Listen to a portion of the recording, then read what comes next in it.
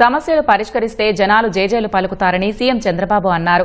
ఏలూరు జిల్లా కలిదిండిలో మీ భూమి మీ హక్కు కార్యక్రమంలో భాగంగా రైతులకు పట్టాదారు పాస్ పుస్తకాలు అందజేశారు.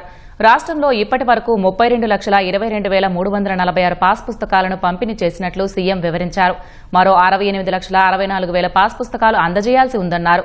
మరో 7 నెలల్లో మొత్తం పట్టాదారు పుస్తకాలను పంపిణీ చేయాలని రెవెన్యూ శాఖ మంత్రి అధికారులను ఆదేశించారు.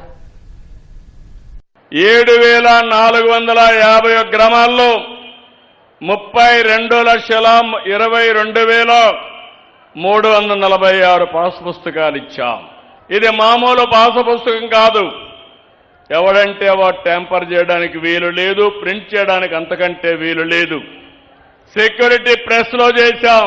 కరెన్సీ ఏ విధంగా అయితే చేస్తారో అలాంటి ఫీచర్స్ అన్ని పెట్టి ఎవ్వరు కూడా ట్యాంపర్ చేయకుండా చేశాం. 32,32,000 పూర్తయినాయి.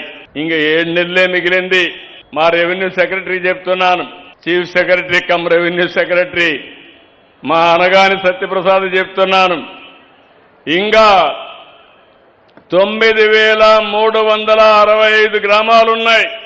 68,64,000 మందికి పట్టాదారు పాస్ పుస్తకాలు ఇవ్వాలి. మొత్తం ఇప్పటి వరకు రాష్ట్రం అంతా మీరు చూస్తే 41,000 ఎకరాలు 1,25,000 మందికి 22 ఏకెం చేసి పట్టాలు ఇచ్చాం. ఇది ఒక చరిత్ర. అయితే ఇక్కడ మా ఆఫీసర్ సత్యప్రసాద్ గారు, సాయి ప్రసాద్ గారు ఇద్దరు ఆలోచించుకోవాలి.